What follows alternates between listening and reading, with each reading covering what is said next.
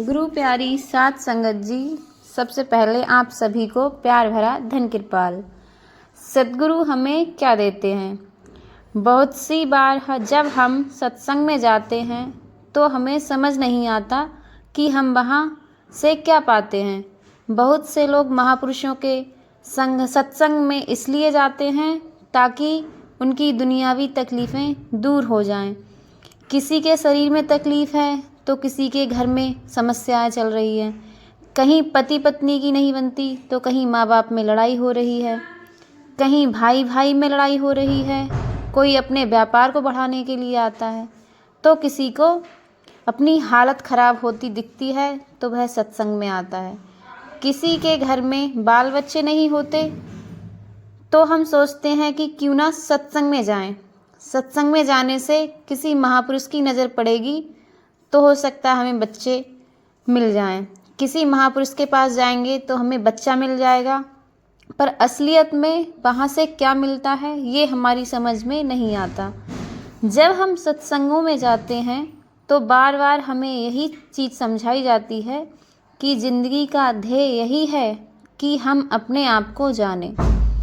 हम यह सुनते हैं, बहुत बार सुनते हैं, लेकिन इस पर अमल नहीं कर पाते। बहुत से भाई बहन नामदान भी लेते हैं लेकिन उसके बावजूद भी भजन अभ्यास के लिए समय नहीं निकालते और दुनिया की चीज़ों में धंसते चले जाते हैं। आइए जानेंगे सद्गुरु हमें क्या देते हैं एक ऋषि मुनि की साखी के जरिए। एक ऋषि मुनि थे, वे लोगों का ध्यान प्रभु की ओर लगाया करते थे। जब लोग उनके आश्रम में आते थे तो वे उन्हें आध्यात्म के रास्ते के बारे में सिखाया करते थे। जैसे कि पुराने ज़माने में गुरुकुल होते थे, ऐसे ही उनका एक आश्रम था।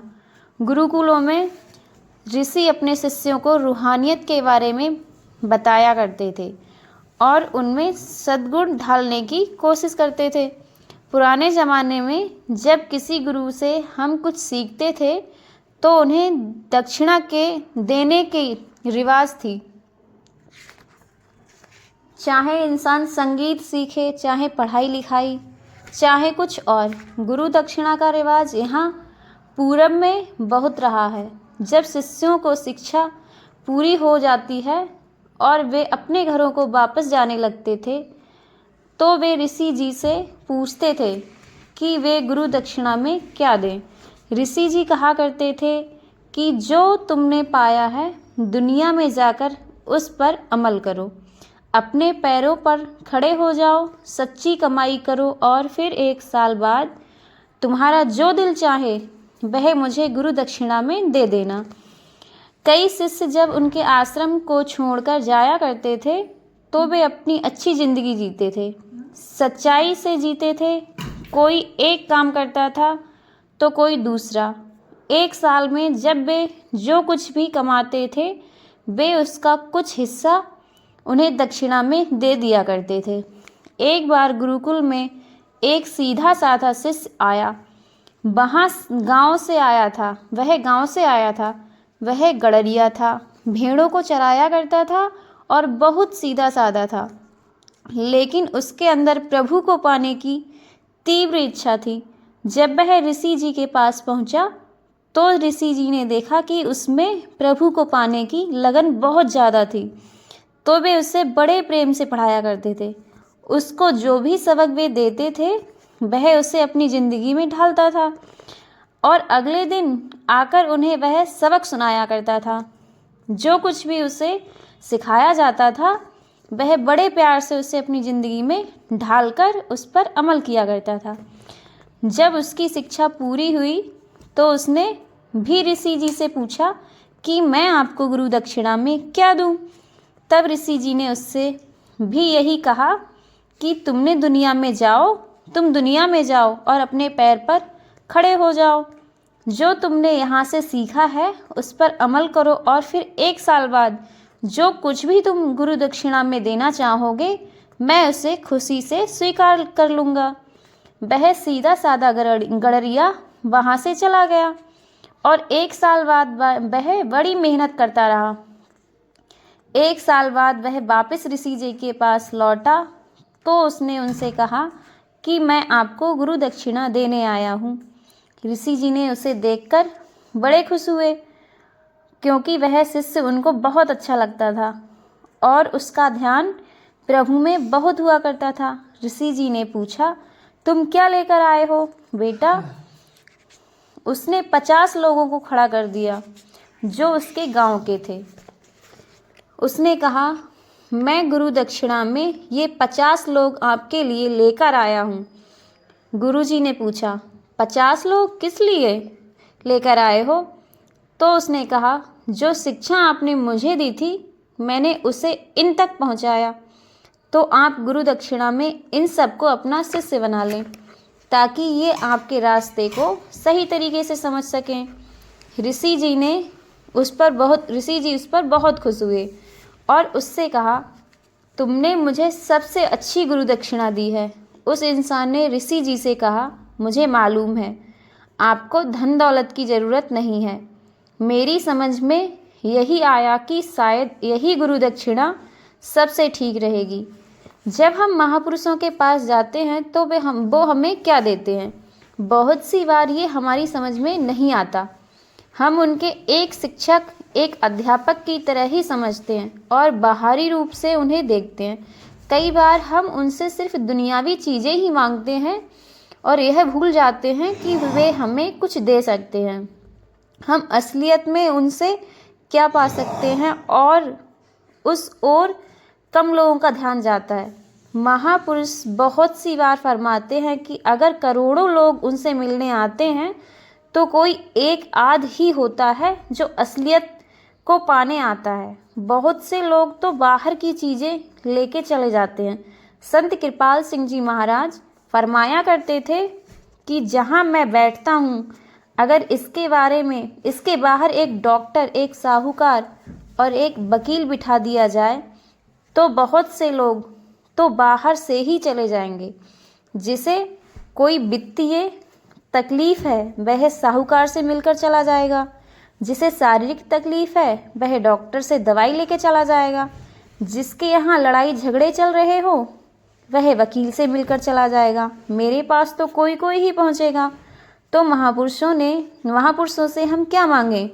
दुनिया का जो कुछ भी पाएंगे वह इस दुनिया में ही रह जाएगा। अगर सदा सदा का सुख पाना है तो सदा सदा का चैन पाना है तो हम अपने प्रभु को मांगें। संत कृपाल जी महाराज और संत दर्शन सिंह जी महाराज बार बार सत्संगों में यही समझाते थे कि हम अंतर्मुख हों, ध्यान अंदर की दुनिया में करें। जब हमें नामदान मिलता है तो हमारा 10वां द्वार या शिव नेत्र खुल जाता है। बहुत सी बार इसके खुलने के बाद हम इस द्वार का इस्तेमाल नहीं करते। कितने भाई बहन हैं जो कि भजन अभ्यास पर बैठते हैं, हम फिर से मन के दायरे में लग जाते हैं, फिर दुनिया की चीज़ों में अपना ध्यान देने लगते हैं। अगर हम अंदर की दुनिया में जाएंगे तभी सही मायने में हमारी जागृति होगी। एक बार यह शिवनेत्र खुल जाए तो इसके बाद हम पूरा उसका फ़ायदा उठा सकते हैं। अगर ध्यान बाहर ही रह जाएगा तो हमें बाहर की दुनिया का ही ज्ञान होता जाएगा, लेकिन जिस मकसद से हम इस धरती पर आए हैं वह कभी पूरा नहीं होगा। इस दुनिया में आने का मकसद यही है कि हम खूब पैसा कमाएं, यहाँ पर बहुत सी संपत्तियाँ बनाएं, बल्कि यह है कि हम अपने आप को सही रूप में जानें। हम जाने कि हम शरीर नहीं है, एक आत्मा है, हम प्रभु का अंश हैं और हम प्रभु को पाएं। इस दुनिया में आने का ध्येय यही है कि हम सुख चैन से ज़िंदगी जिएं, पर सुख चैन से हमें कैसे मिलेगा यह हमारी समझ में आता ही नहीं है। एक बार एक शिष्य अपने गुरु के पास गया और उसने उनसे पूछा कि उसे सुख चैन की ज़िंदगी कहाँ मिलेगी। उन्होंने बड़ी प्यार से मुस्कुराते हुए कहा कि तुम सबसे सुखी आदमी की तलाश करो, एक ऐसा इंसान जो सदा सदा के लिए सुखी हो, और उस इंसान ने जो कुछ भी ओढ़ रखा हो वह तुम उससे मांग लो तो तुम भी सुखी हो जाओगे। तो वह शिष्य दुनिया में किसी अमीर आदमी के पास पहुंचा। उससे पूछा, क्या तुम सुखी हो? उसने कहा, नहीं नहीं, मुझे तो बड़ा दुख है, मुझे अभी और पैसे कमाने हैं। किसी पढ़े लिखे आदमी के पास गया। उससे पूछा कि क्या तुम सुखी हो? उसने भी कह दिया, नहीं नहीं, मुझे तो अभी बहुत कुछ सीखना है, मेरे जीवन में बहुत तनाव है। तो वह शिष्य इधर उधर चारों ओर घूमता गया। उसे कोई भी ऐसा नहीं मिला जो उसे कह सके कि मैं एकदम सुखी हूँ, मैं दुनिया में सबसे ज़्यादा सुखी हूँ। फिर किसी ने उससे कहा कि यहाँ अगर तुम सुख देखना चाहते हो, सुख ढूंढना चाहते हो, तो एक बाबा जी बैठते हैं, उनके पास जाओ, जिन्होंने मुंह ढका हुआ है, कंबल अपने सिर पर डाला हुआ है, वे सबसे सुखी हैं। उनके पास बहुत लोग जाते हैं। तो वह बाबा जी के पास पहुंचा और बाबा जी से कहने लगा। उसने सवाल किया कि क्या आप सुखी हो? बाबा जी ने हंसकर कहा, हाँ, मैं तो बहुत सुखी हूँ, मैं दुनिया का सबसे सुखी आदमी हूँ। तो वह बड़ा खुश हुआ। उसने कहा, आपने ये जो कंबल ओढ़ रखा है, मुझे दे दीजिएगा ताकि मैं भी सुखी हो जाऊं। जब उन्होंने कंबल उतारा तो उसने देखा वे उसके गुरु ही थे, जिनके पास वह पूछने गया था कि मैं सुखी कैसे होऊं। उस शिष्य ने सवाल किया, अगर आप सबसे सुखी आदमी थे तो आपने मुझे पहले क्यों नहीं बताया? गुरुजी ने उससे यही कहा, अगर मैं तुम्हें पहले बता देता तो तुम्हारी समझ में कभी नहीं आता। इसलिए बहुत सी बार जब हम महापुरुषों के चरण कमलों में पहुंचते हैं तो हमारी समझ में नहीं आता कि वे कौन हैं।